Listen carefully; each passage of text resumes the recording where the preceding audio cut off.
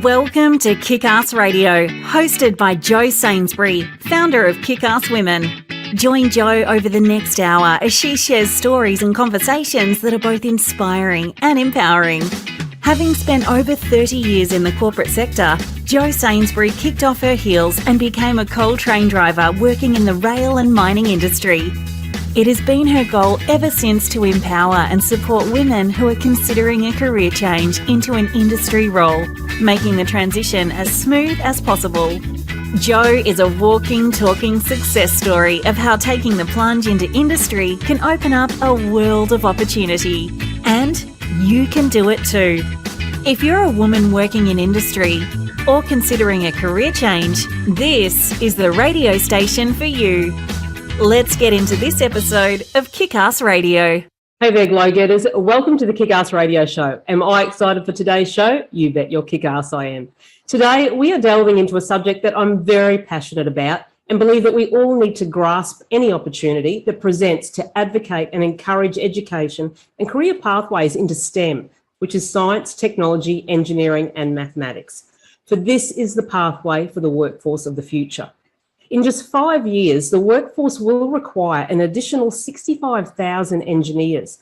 By 2028, we will need 593,000 new computer scientists, and by 2030, an Institute for the Future study estimates that 85% of today's learners will occupy jobs that don't even exist yet. So how do we fill such large numbers of high-skilled engineering and technology workforce? It must be by widening the pipeline to include people from backgrounds traditionally underrepresented in STEM fields, women and minorities. Women are changing the world, and so can you. Women are the key to future success in the areas of STEM, and especially in Australia. While often underrepresented in employment, the skills, insights and talents that they can offer are second to none. You don't have to be an Einstein to enter these rewarding career paths, nor do you have to be male. The world is full of opportunities in STEM for women, and it's only just the beginning. Now, there's no denying that the importance of those working in STEM occupations. In fact, it's nearly impossible to imagine what our world would look like without the advances that have been made in these fields. They've brought us vaccines, they've cured diseases, they've deepened our understanding of the universe and given us tools that make us more connected than ever before. Unfortunately, due to gender biases, fewer role models and male-dominated industries, women have been historically underrepresented in STEM. Now, I'll go on and on about this, but despite common sense and plenty of research showing no cognitive difference between men and women, the myth that women aren't as good at math has broken the confidence of many young girls. It doesn't take long either. So by third grade, approximately the age of 8 years old, that misconception is already creating a gap, and by the end of high school and or the start of university, it's a chasm. Women represent only 21% of engineering majors and just 19% of computer and information science majors. So far too few girls in school are studying science. Even fewer go on to lead science careers. Such deep inequality doesn't happen by chance. It is the result of a wide range of factors, starting with social, cultural and gender norms that influence how girls and boys are brought up, how they learn and interact with family, friends, teachers and the wider community, which shape their identity, behaviour and choices. So to tackle the STEM crisis, we must first understand it. Now, overcoming this gap is critical. Not only will it help open more opportunities for women currently in the field, but it will also create more role models, help shatter stereotypes and introduce new talent and fresh perspectives to these fields. So when I think of inspiring women who are making a difference in the STEM world, a few women come to mind, and one phenomenal woman whom I truly admire is Fiona Holstrom, passionate EdTech business owner and lover and co-founder of STEM Punks, wherein her mission is simple, to inspire more girls into STEM. Now, Fiona believes STEM education should be accessible for everyone and believes helping children develop skills in the field of science, technology, engineering and mathematics will prepare them for a future where they can make a difference. Fiona is also the proud publisher of Future Learning magazine for STEM each month, which goes into over 5,000 plus schools around Australia and overseas. Her customer-centric focus enables her to run STEM Punks by keeping children at the heart of every business decision made. and ensuring children everywhere are inspired to solve tomorrow's world problems today. So you guessed it. Today on the show, we have the inspirational and amazing co-founder of STEM Punks, Fiona Holstrom, to give us the heads up on what's so intriguing and exciting about working in the STEM industry. You are listening to the Kickass radio show Kickstart, where we talk about all things women working in non-traditional roles in varied male-dominated industries, and I tell you how it is. I'm your host, Jo Sainsbury, the Glow Getter. I hope we can keep you in good company over the coming hour. A huge shout out to all the women working out on track and on site today all over the globe. Stay safe and have a fantastic day or night shift. Now, this might also be a good time for a trigger warning that today's radio show does and may contain some adult language. Okay, let's go and get our geek on. Hello, Fiona. Hello, Jo. How are you? I'm actually, I've been shacking up with Rona this week. I'm in isolation, so getting over that. Yes. No, so that's not good.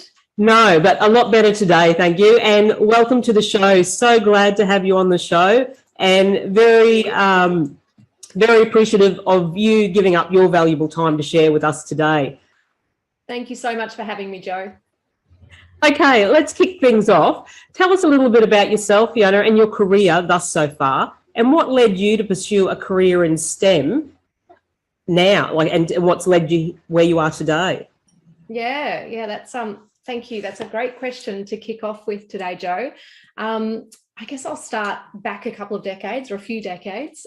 When I was young, when I was 8, my brother was given a computer and I was told, computers aren't for girls, Fiona.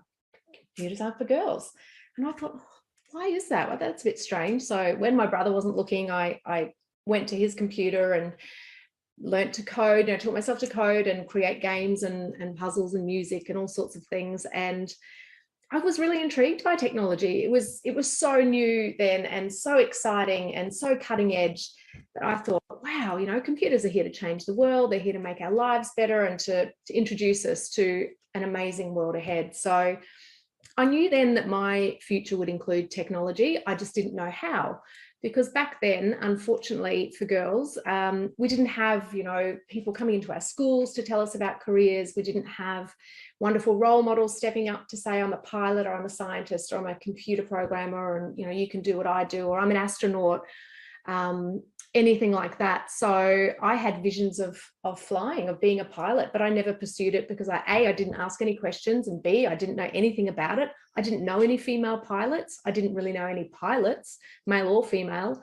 And back then, there wasn't people coming into the schools, as I said. So I was interested, but wanted to know a little bit more about it. Didn't really do much research, unfortunately. And then my career took a few kind of non-linear journeys through tourism and travel and advertising until finally I had my own children, and I was researching the best education systems around the world for them. And this was back about 7 years ago now, and STEM kept coming up everywhere. So STEM was in all of these curriculums overseas, in the Middle East and the US, North America, UK, Europe, everywhere. In most developed nations, except Australia, unfortunately, at that point. There were progressive schools, of course, doing STEM, but it wasn't part of the national curriculum. So I remember thinking, oh, that's strange. Why don't we have STEM here? And that's kind of how STEM Punks was born. So I wanted flexibility of having my own business and being able to look after my children and work from home. And then the business started with coding and robotics classes in my garage, for after school classes for children from the local area. And I put an ad in the paper for kids to come and learn about robots and coding and STEM. And the day that the ad went out, the class filled up instantly. So I guess at that point it was a bit of there was a niche in the market, I guess is what I'm trying to say. And then of course these kids went back to their schools and said, oh, look what I've been doing after school, miss or mister, to their teacher. And then the schools started ringing and saying, hey, we've heard what you're doing. I've heard about STEM Punks. Can you come into our school and talk to our kids about it? So that's a very short version of how I got to where I am today. And then that's how the schools business took off. So STEM Punks traditionally was a face-to-face in schools business. So that's going back to about 2017, and that's how STEM Punks began. So you yourself, though, you've got a Bachelor of Arts Is that correct? Yes. So Yeah. what did you aspire to do with that originally, before STEM Punks got ingrained and created? So originally I wanted to write content. I wanted to be a writer, and I knew that there was, a path ahead in the digital world. There was, streaming platforms and lots of digital content, online content. So I knew there was a great need for content. In fact, we've never been hungrier for content than the decade that we're in now, with all of the, the Stan, the Netflix, Hayu, and all of those platforms. And also as consumers, we want to see shows that are, like this. We don't want to have to wait for them. We want to binge. We want to look at them on demand. So there's a huge need for content writers. So I did a Bachelor of Fine Arts in Creative Writing, and then went on to do a master's in Editing, Writing and Publishing. And so I began in STEM Punks by writing the classes, or writing the content for the classes. So my degree kind of came in handy there, but not in the way I expected it to come in handy. So. Yeah, definitely. So, and congratulations, a most commendable career journey so far, and one which is you should be very proud of. You've accomplished a great deal of success, and you're trailblazing in this industry, which I'm so proud of, and being acknowledged by some of your recent achievements, like your numerous awards. You should have all stars, twinkling behind you.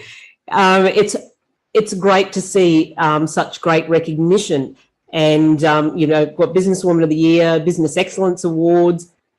There's an Innovation Award.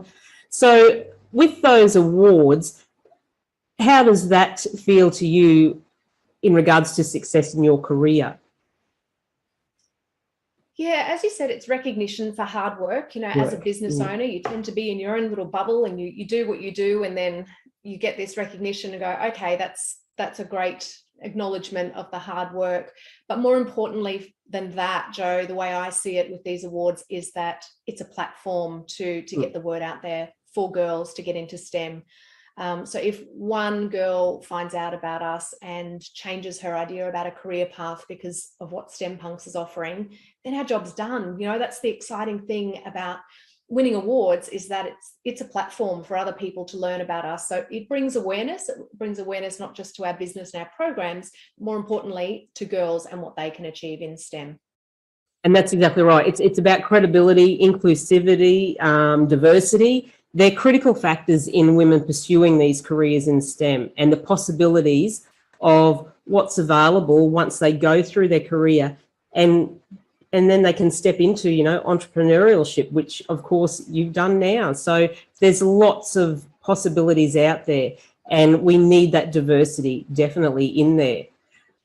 So absolutely, you can't have diversity. You can't have innovation without diversity. No, that's correct. So can you describe the aha moment for you? And we might have touched on this lightly, when you did decide to work in the technology area. Like, so you were talking about you wanted a good education curriculum for your own children. So in that process of research, going across and finding education curriculum around the world, what was the aha moment that just particularly, was it for yourself to say, hey, I want this opportunity for my own children? Is that where it started, actually? Yeah, there's a couple of answers to that. So I guess one of the things, the aha moment, I guess, was when we were contacted by education departments and schools saying, we need this, we need this, we need this. And then finally it became part of the national curriculum in 2019 in Australia. So that was, I guess, affirmation that we were on the right track. So that was one aha moment. But the other aha moment, which is not as rosy as that, was that I have one daughter and two sons, and all the time my boys get asked, are you going to grow up and be an engineer? But no one asks my daughter that.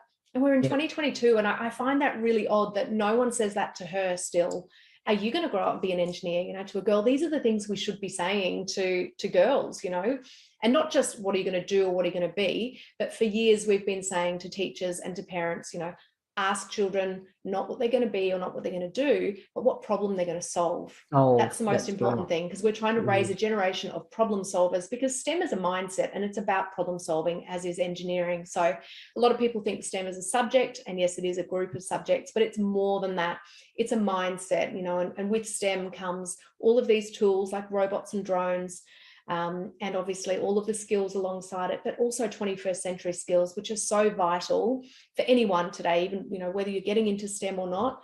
And by 21st century skills, they're also known as human skills or soft skills sometimes, but I'm talking about things like creativity, collaboration, communication, empathy, and problem solving. And all of those skills are really vital to anyone, no matter what career they're going to be in. And that's true and correct. We need those 4 C's, which are the most important skills for everyone for the workforce of the future. And it's with any societal prejudice, you know, the roots begin to take hold at home. So that's where education for the girls to pursue these education pathways must start at home. So they need the support at home. You need your parents and your family for the, you know, to support the girls to say, hey, why don't you have a look at these you know, fantastic career opportunities, and get it ingrained right from the grassroots at home, definitely. And we need more role models out there for the girls to aspire to, look up to, and to follow in their pathways. Definitely. There is a famous American children's rights activist, Marion Wright Edelman, who says, if you can see it, you can be it. And that's really, it's important more so for girls than boys, research suggests. So girls really do need role models for sure, Jo. And I love that quote, that saying, and it's so prevalent, and we need to use it more often out there in the world. So absolutely. Can you recall any time when you question your involvement in STEM because of your gender? Like, have you had any role models or mentors yourself to help you out along the way? That's a great question. I was really fortunate enough to interview over 30 women for my magazine that you mentioned earlier, Future Learning Magazine, for International Women's Day. And they were leaders in STEM from all over the world. And, you know, I can't help but look up to them and what they've achieved, and just I'm in so much admiration of these women, and most of them are trailblazers. You know, they're pioneering their sectors or their industries. They might be the first woman in their field that's doing what they're doing. You know, there's a woman on our board, Dr. Michaela Mussolova, who's a NASA scientist. She was formerly at the NASA Jet Propulsion Laboratory. She's now the director of the High Seas Moon Base in Hawaii. She is an accomplished woman with a resume, you know, that long. And she's a young woman too. So she's doing things that other people aren't doing. She's actually called a Marsonaut, and her job is to train NASA astronauts for simulated missions to live on the moon and Mars. You know, there's women like that out there that are just blowing my mind, that are doing incredible things. And also, you know, as I said, pioneering a new sector, trailblazing, and doing fantastic things to solve the problems of humanity. And it's you know, when I said in the intro, they're jobs that haven't been even created yet. So you're looking at terminology now. What do we say? A Marsonaut, like training Marsonauts. Marsonauts. Like, that's just, it seems so unreal and like a make-believe world, doesn't it, when we talk about things like that? But I actually really love Alicia Carson. So she's doing such great, phenomenal things in the aerospace world over in the US, isn't she? And very young. I think she's only 19 or 20 still. So she is really young. She's amazing. Yes. If anyone wants to look her up, her handle is NASA Blueberry. So Blueberry. She's aiming to be the first woman on Mars, I believe. It is. That's what made me think of her. Yes, she is a very aspiring young girl. Absolutely. Yeah. Hats off to people like that. Exactly. So you've introduced us a little bit to STEM Punks, but can you walk us through some of the fantastic programs and services that STEM Punks offers, and how best they can work for not only the youth education, but more so the schools and business organisations in particular, how they can actually incorporate these programs into their organisations? Yeah, sure. So STEM Punks is, as I said earlier, traditionally we were a face-to-face business before COVID, and then COVID came along and we pivoted, if I'm allowed to say the P word, into an online business model. So, and now we kind of run with a bit of a hybrid model. So in Australia, we're still going into schools doing incursions, which are, for those who don't know what an incursion is, it's an excursion, but in the school. So instead of the students going out, we go to the school and go to them. So that's the core business that we run, is incursions in schools. And that's either the school contacting us directly to organise an incursion, or it's a company that organises that, organises us to go in for a community. Say it might be somewhere up where you live, Joe. We do a lot of work in the Mackay region for companies up there, big corporates that are giving back to community through their corporate social responsibility programs or ESG programs. So they're wanting to give back via education to their local schools and children and even employees of their companies. So they have STEM punks come up and run our STEM programs in their schools and communities or events. Now, some of our programs that you asked about, we do anything from obviously coding and robotics and drones to sustainability is our new program that's really taking off at the moment. We've also got a very good space program that's running as well. In fact, we're going to be doing some space programs overseas or some space camps later this year. There's so much we're running on artificial intelligence, machine learning, IoT, the Internet of Things, obviously all the sciences as well, and lots of innovation, entrepreneurship and innovation sports as well. So there's a whole raft of programs. I've just touched the surface, but rather than go on too long, anything to do with science, technology, engineering and maths, design thinking, innovation, entrepreneurship, and so on. It goes on and on. And there's like the website explains it beautifully, and there's so much on offer through STEM punks.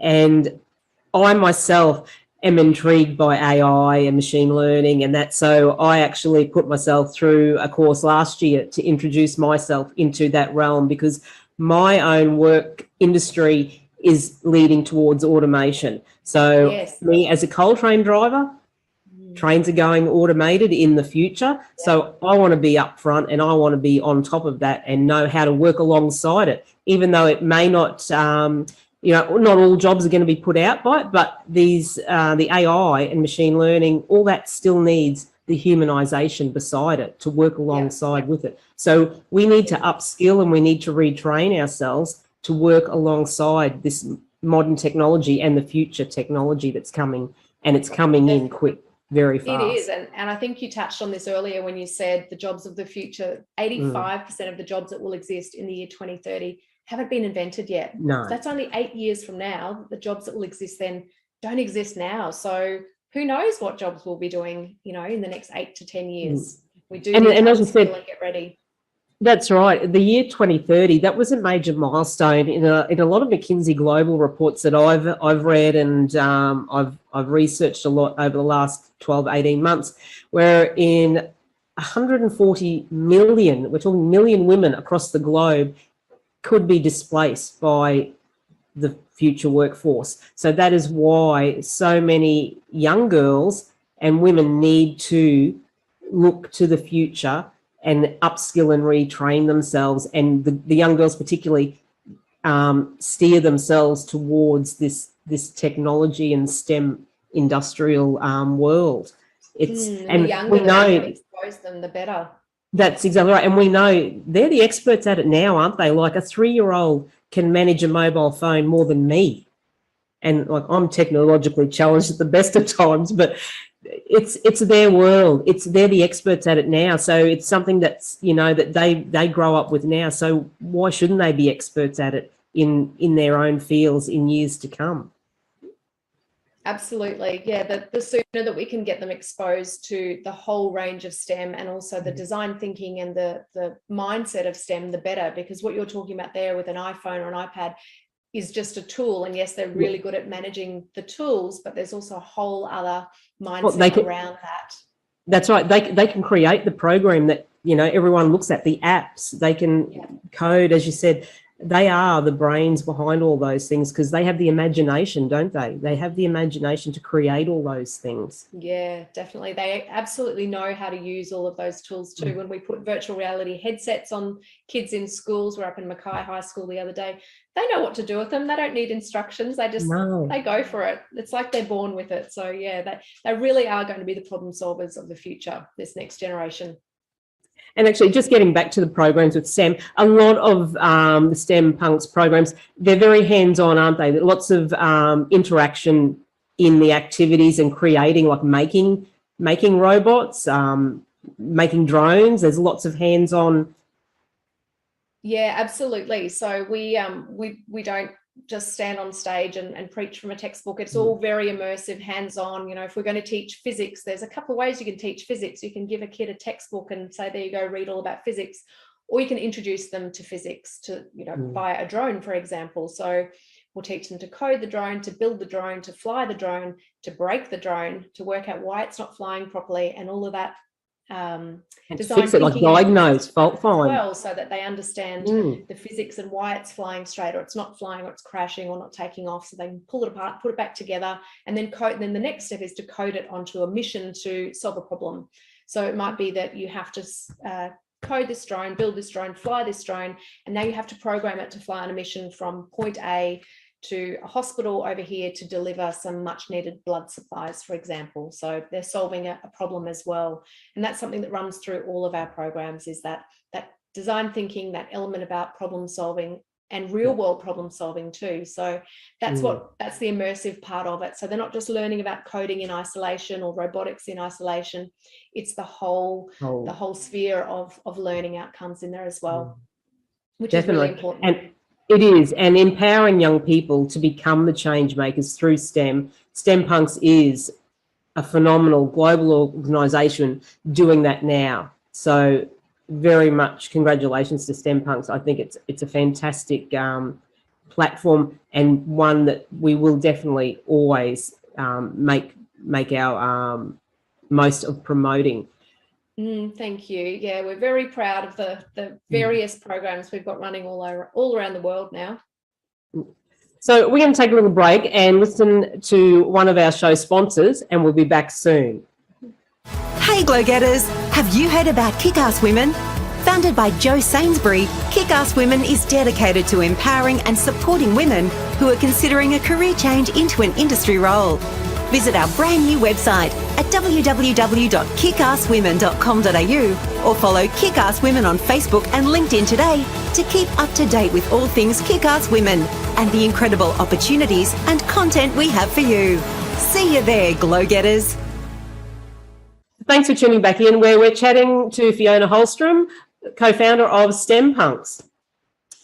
Now, continuing on our conversation about STEM Punks, Fiona, and we're talking about the great immersive programs that you've got. The YouTube channel has tons of different challenge and informational videos. What do you like most about them? Like, I was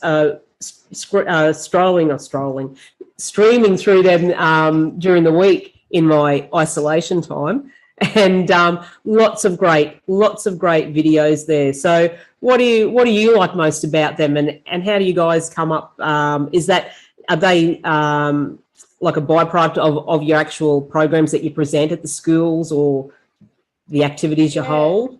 Yeah, we've actually we've got a new platform now, so we don't use the YouTube as much anymore. It's now stempunks.tv is our latest offering to the market, which is where you'll find all of those great videos and some more TV show style content as well. And how that all came about, Jo, was, as I said earlier, when we were experiencing COVID, when we were a face-to-face business, and then we put all of our programs online, which are on stempunks.com. We realised that there was a need for children learning at home, children learning at school who are in isolation, that they needed online content. So that's what started us on the journey of the online platform, which was stempunks.com, and now the new platform, stempunks.tv. So all of the content that we're creating is still true to our core, which is, having STEM, obviously all about STEM education, but having valuable learning outcomes.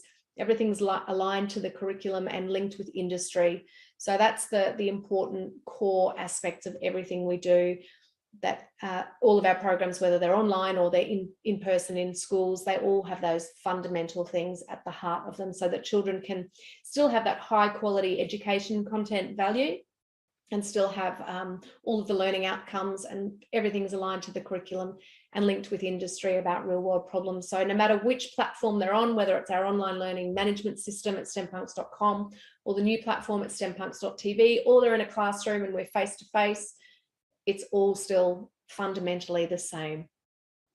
And it is, and it's just giving them more exposure, I think, and like we said before, those critical competencies that we all need is the emotional intelligence, the critical thinking, the intercultural awareness, the teamwork, and to become, as you said, the change makers in their communities. So yeah, lots of great resource out there, and very hands-on, and that can really actually get the youth involved, and we need them to use their intellectual prowess more than anything, don't we? Like, we need them to be curious, is the word I was looking for. That we need them to feed that curiosity and to learn. Yeah, definitely. And children by nature are curious, so they want to play, and a lot of our hands-on learning is play-based as well. So they don't actually realize that, you know, they're engineering. They're learning. At the end of the day, they're learning by playing and by doing. And I didn't mention it also that all of our team that go out and do these courses are teachers, whether they're online or in person. They're all qualified registered teachers, so they understand how to impart this knowledge and how to engage the children in this hands-on learning, so that they walk away at the end of the day with these rich learning outcomes. But they also don't realize, you know, oh, I've just been problem solving, and that's actually what engineering is. So if you stand up at the end of the day and go, you know, this is engineering. A lot of children are quite surprised by that, because they don't really know what engineering is. So when you say, you know, this is problem solving, what you're doing is solving problems, they're quite surprised, and it actually gets them a lot more engaged too, and interested in engineering. And rightly so when you say that. I think that's another old stereotype, isn't it? It's a myth. When we think of engineering, we think of big blueprints. Yeah. And that was the actual image, wasn't it? Back in the day, you seen an engineer was with a hard hat on and a big blueprint. So yeah, and a male, right? And that's exactly right. That's exactly right. Yep. So I think there's also some research that I read recently too, Joe, that if we don't get girls into engineering or exposed to engineering by the age of 8, it becomes increasingly difficult to get them to follow that as a career path. So as I was saying earlier, the younger that we can get them engaged in STEM and engineering and problem solving, the better. That's right. And actually, I've got some figures here. Boys outnumber girls 3-1 in Year 12 physics classes. In Year 12 advanced maths, there are only 1.9 male enrolments for every female. And then it's Australian universities, 16% of STEM graduates are women. So we need to really up all those percentages big time. Yeah, we really need that gap we need those ratios to change, don't we? Yes, definitely. So getting now into the Future Learning magazine, it's such an aesthetically attractive magazine. You do a really great job with that, Fiona. It's amazing. And the content that everyone contributes to it, it's supercharged. It's a supercharged resource. So how often is the magazine produced, and where can our listeners download a copy or subscribe to it? And how do you go about getting that content each time to publish that magazine? Well, we produce that every quarter, and we do that in-house. Our team sources interviews from people in STEM fields, so every different issue has a different theme. The last one that we've put out, the most current issue, is space, and the next issue will be about electric vehicles. So at the moment we're putting that one together. So we just go and find experts from around the world, people that are willing to share a few minutes to chat about their industry or their invention or their technology, and even their role and what they're doing in the world with STEM, and, you know, how to inspire children.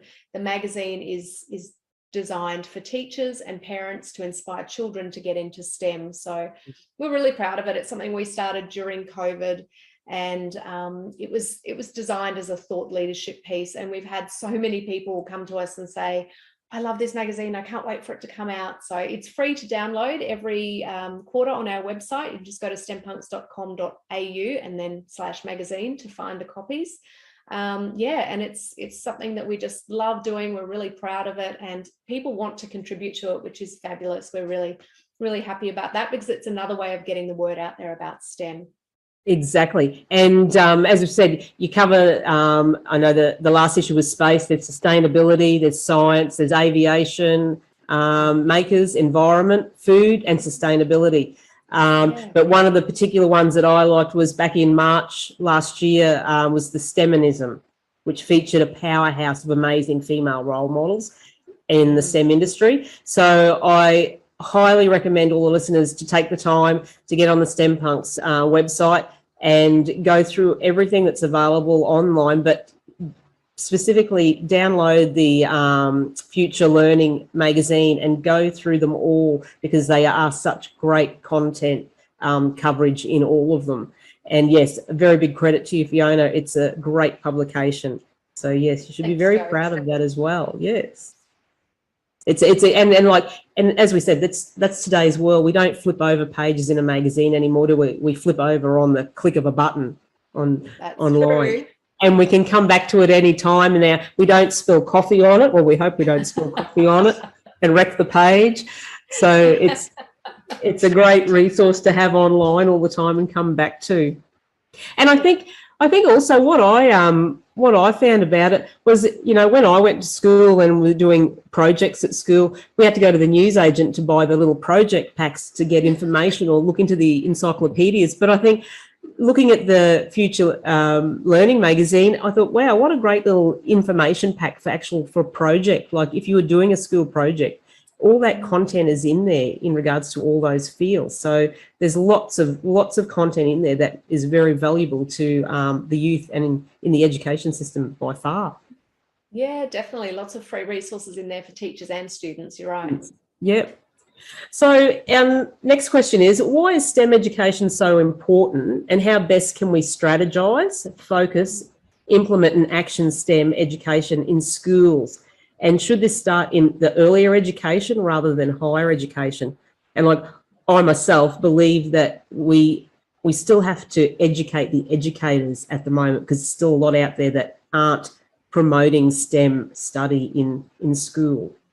Well, STEM is part of the national curriculum, so it's already across all of the schools in Australia.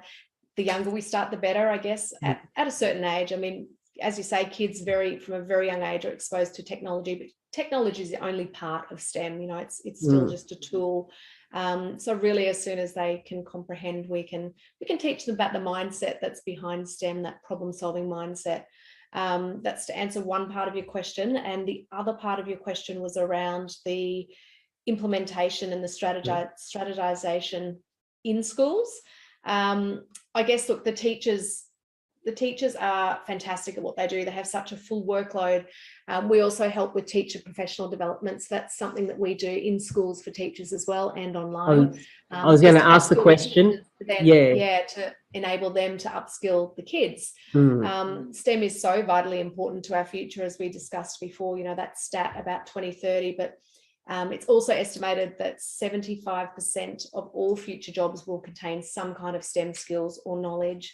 So it's not just that all of the jobs are going to be STEM based, it's that children will need to have those STEM skills, even if those jobs aren't in traditional STEM industries. So it could be in the arts, which is not a science based or a technology based industry, but the arts will be digitizing as well. So there's plenty of jobs in other industries that you may not expect to traditional STEM fields that will need people with those skills. So the younger that we can get children to embrace the mindset of STEM and the skill set, the better. And that was a question I was going to ask you, like when I talked about educators being needing to be educated. So all schools have this system in their curriculum now. Is it actually being implemented by all schools? Do they have the educators? Have they all been put through the education development, so they are actively advocating this study? Yeah, it is. I mean, it is part of the curriculum. So it is part of schools and what they teach. I can't speak for every school. I know the schools that have obviously come to us, which is a lot of them, and everyone's interested. Obviously, there is a need for it. It's just a matter of who we can get in to see, I guess, is the answer to that. But yeah, I can't speak for the education departments and the curriculum department as to what their plans are there, but it is part of the curriculum. And it's great to see that there is an increasing number of schools and organisations that have realised the significance of STEM education, and that they've started to look for solutions that can bring better STEM education into their systems. So, and in particular, like STEM punks, the provision of resource and education that STEM punks creates is a great starting platform for them, and will enable. Yeah, and I think that, with the industries, particularly the biggest industries here, like the resources industry, manufacturing, construction, defence, space, even the arts and tourism as well, so many of those jobs of the future will require STEM skills. So there are so many opportunities for children to be employed in those industries right here without having to go and study overseas or work overseas. There's plenty of job opportunities here in those fields if they have those skills. And that's right. And innovation leads to new products and processes that sustain our economy in every industry, isn't it? Like that's innovation and science that we need on every aspect, whether it's residential, whether it's commercial, whether it's sustainable environment. It's part of the future, and it's prevalent now. So there are many reasons to consider and take on the STEM education pathway. Absolutely. There's so many opportunities, Joe. There's definitely no need for kids to have to go overseas or to work overseas once they leave school. With the STEM that they're getting in school already through the curriculum, that's just creating pathways for them to take on roles and career study paths, as well as career paths in those industries. And I know, as we said, the schools and businesses and other groups have already started working together to create these programs and improve the student outcomes in STEM, but there's still more work to do together, and there are lots of others who can make important contributions too. So we need everyone to get on board and support the STEM education. And coming back, parents, of course, play a critical part in the role of shaping the attitudes of young people and helping them succeed in these areas too. Yeah, and it's funny because with parents, they are all aware, they're mostly all aware about STEM and the importance of it. And going back to our original robotics and coding classes in the garage, we had the classroom set up in the garage, and then we had a waiting room for the parents that was separate, so they could wait there for the kids to finish the classes. But interestingly, all of these parents were in the room with the kids, wanting to know, all about what they were doing and what they were learning and what the robot could do and how they were coding. So the parents are just as interested as the kids, which is great. So the parents are well aware that, the kids need these skills. And that's curiosity there, isn't it, as well, for the adults, just wanting to know. Yeah, I think we unfortunately lose a little bit of that sort of, desire to play and learn by playing as we get older. When we're children, it's a natural part of growing up, is being curious and learning by playing. But yeah, unfortunately, the older we get, the more we lose that curiosity. We do, sadly, we definitely do. So Fiona, what advice would you give to girls interested in a career in STEM? What advice would you give to the young women who are, one, curious about STEM, questioning their STEM-related studies, or questioning their STEM-related career? I always say ask questions. If you have an interest in a field, ask questions, whether it's your teacher or your guidance officer, your careers counsellor at your school, your parents, someone you know. If there is someone you know that's in that field, talk to them about it. Reach out to people, research, look on LinkedIn for people in the field that you're interested in. If it's something that you're passionate about, follow that passion and find out more information. That's what I didn't do when I was younger, and I should have, and I wish I had that time again. But if you're a young woman and you're looking, or a girl in school, and you think, I'd like to know more about engineering. My great auntie Gladys is an engineer, but I don't really know what she does, and I don't really know what it entails. reach out to someone who knows. There's plenty of associations and groups that you can join. Even as a student, some students can join for free to some of these associations. Ask questions and don't be afraid. Do not be afraid, because you'll regret it down the track if you don't reach out and find out more information. And the sooner you do it, the better too, because it can inform those career choices, those study pathways for later on in high school and uni. So get into it, whatever you're interested in, follow that passion and really ask as many questions as you can, and don't be afraid. That's great advice. And I've really seen a push to get more girls involved at a younger age. And I think that's really important. It's important that we help the girls understand that this is something that is for them. It's something that can really help their lives, that it's something that they can really have fun doing and enjoying their life as well, their work life. So it's, definitely don't be afraid to ask any questions. So we'll flip a bit here. What's your thoughts on women empowerment in the business sector, like the advantages and challenges and opportunities? So you're a successful and prominent businesswoman now in the EdTech area. What's your thoughts on empowerment for women in the business sector? I think the best thing we can do as women is to help other women. So as simple as that. If you're in business, we don't have all the answers. We need to surround ourselves with people that do. So if you can afford to outsource, absolutely outsource. Again, asking questions. People by nature want to help. So if I needed to know something about your industry, Joe, I could pick up the phone and ask you, and you'd be happy to help. So I think we try and sometimes take on too much and think we can do it all ourselves, and we internalize and insource. But I think surrounding ourselves with a like-minded community is really valuable. Some of the groups that I'm a member of, like Women in Technology, are a really great community for finding out more information, for getting connections and networking. Building your network is really important, building social capital as well to grow your network, because quite often we don't have the answers, but someone we do know will have those answers. So reaching out, empowering other women. If there's women that that need a helping hand or that need a hand up, great. If you can help, you should help. And I also believe that with giving back as well. If you can give back, you should give back. So whether that's mentoring or giving back to community, absolutely. We support a program in Ghana in Africa for girls' education over there, which is really important to us to give those girls an opportunity with digital literacy skills. So that's something that's important to us. And going back to your question, I just think that we really need to empower other women, helping other women out, exactly like what you're doing, Joe, with this radio program, by featuring women on there and featuring their businesses.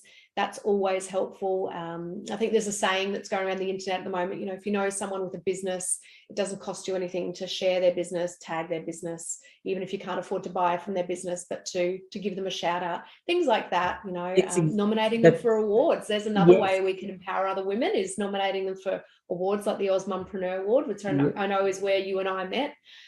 So things like that is just knowing other business women and saying, hey, do you want to come along to this event? I think you really benefit from meeting X, Y, and Z, or hey, this is a community you should get involved with, or hey, have you heard about this opportunity or award or grant or collaboration? So always being mindful that there's women around us that have either been in our place or have been there before us and can help us, or women that are starting out their journey and that we can help.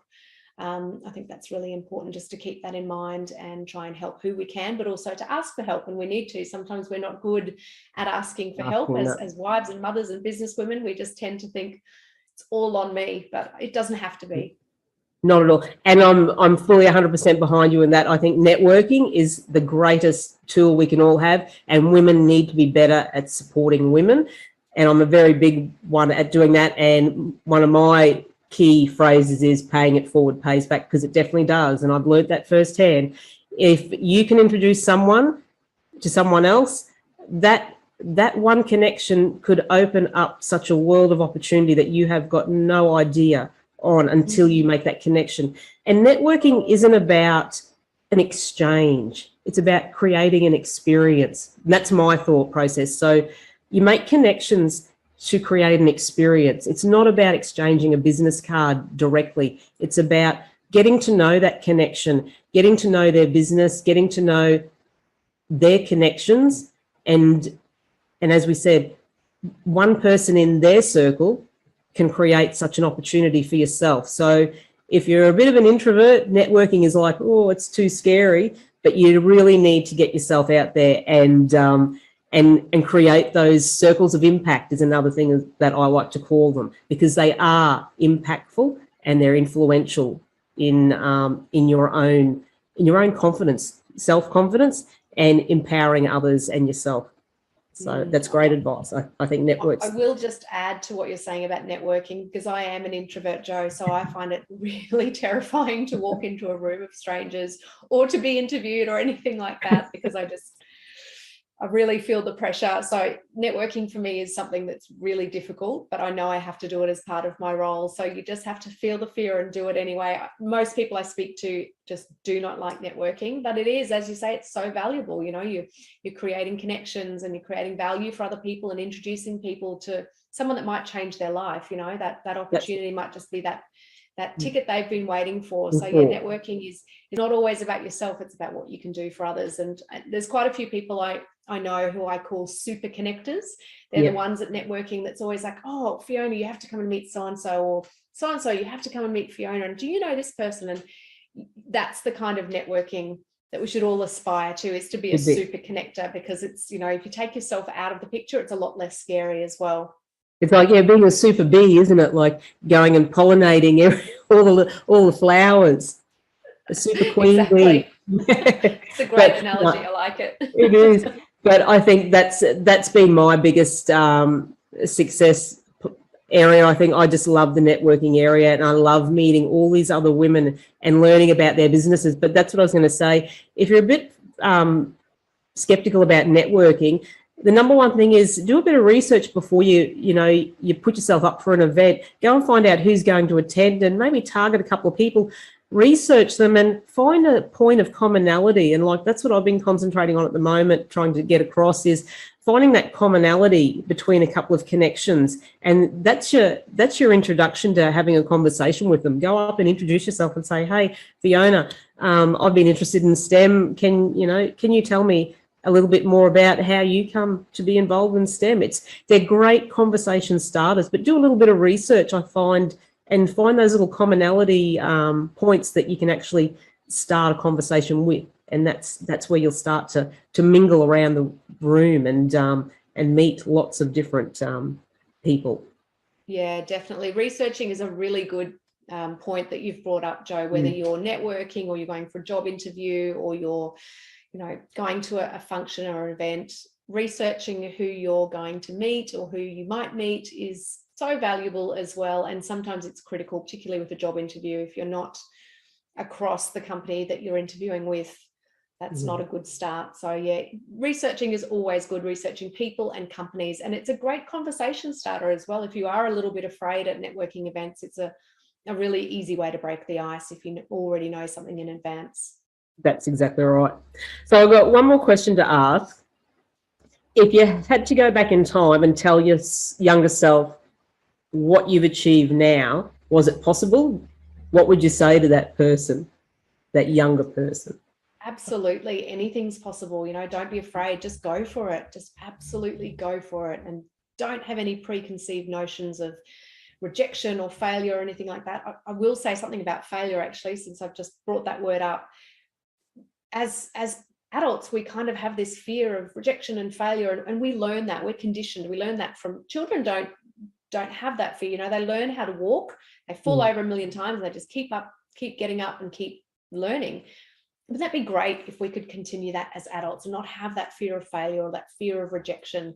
Because I think that's what holds us back a lot, and we really need to just embrace failure as part of learning. It's part of the journey. The more that you fail, the quicker you succeed. You need to fail forward, fail frequently, fail fast, because that's the quickest journey to success. So please don't think that failure is a bad thing. Learn to embrace it as a positive. And that's excellent advice. And it is, we all learn from failure. And that is how all the successful people in the world have become successful, is from their own failure. And we can talk about, Stephen Jobs, we can talk about Richard Branson, all of those great entrepreneurs have all failed before they've succeeded.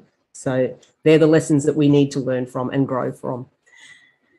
Well, Fiona, thank you very much. It's been a great conversation, and I'm so glad that we got to have the conversation today. As I said, very passionate for me about this topic, and particularly getting girls in the STEM industry and career pathway. We'll put all your links up in the show notes and on our website for anyone wanting to reach out to Fiona and STEM Punks. I highly recommend that you get online and have a look. If you're not familiar with STEM Punks and what they offer, definitely do yourself a favour there.